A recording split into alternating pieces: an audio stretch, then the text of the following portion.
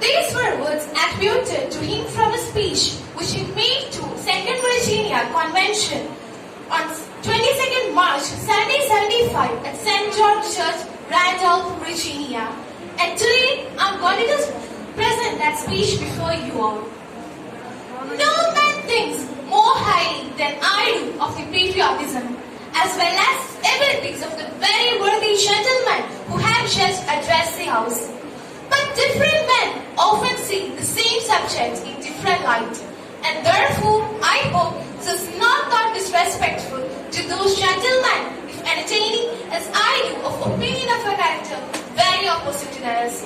So we are not weak if we make proper use of those means which the God of nature hath placed in our power. That is God who will raise up friends to fight battle for us. The battle, sir, is not from alone. It is to be vigilant, the brave, the active. Besides, sir, we have no election. There is no retreat but in submission and slavery.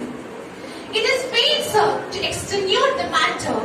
Gentlemen may cry, peace, peace, but there is no peace. The war is actually beginning. Our brethren are already in the field. Why do we stand here idle? What does the gentleman wish? What would they have? Is life so dear or peace as to be purchased at the price of chain and slavery? Forbid it, Almighty God. I know not what was on the field or gave me dead. This was the speech by Patrick Henry. According to Edmund Randolph, the speech was one of the boldest, vehement, and animated piece of eloquence that had ever been delivered. Thank you. Women and girls is the unfinished business of 21st century, said by the former First Lady of United States of America, who stood for the empowerment and uplifting of women. Good morning, everyone.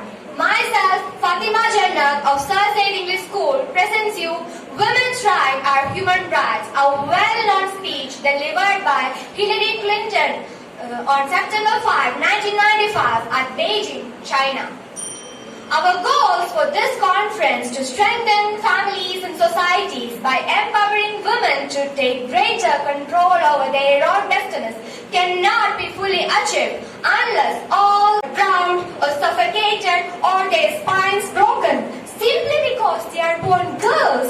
It is the violation of human rights when women and girls are sold into the slavery of prostitution. It is the violation of human rights when women are doused with gasoline, set on fire and burned to death because their marriage dowries are deemed too small. It is the violation of human rights when individual women are raped in their own communities and when thousands of women are subjected to rape as a tactic or price of war. If there is one message that echoes forth from this conference, it is that human rights are women's rights and women's rights are human rights. Let us not forget that among those rights are the right to speak freely and the right to be heard. Women must enjoy the right to participate fully in the social and political lives of their countries if we want democracy and freedom to thrive and endure. Let me be clear. Freedom means the right of people to assemble, organize and debate openly. It means respecting the views of those who may disagree with the views of their government. It means not taking away the freedom of citizens and jailing them, mistreating them or denying them their freedoms and dignities because of the peaceful expression of their ideas and opinions. As long as discrimination and inequities remain so commonplace in our world, as long as women and children are denied of their freedom, as long as women and girls are fed last, overworked, underpaid, not schooled and subjected to violence in and out of their homes, the potential of human family to create a peaceful and prosperous world will not be realized. Let this conference be our and the world's call to action. Let us heed the call so that we can create a world in which every woman and girl is treated with respect and dignities. Every boy and girl is loved and cared for equally, and every as a hope for a strong and stable future.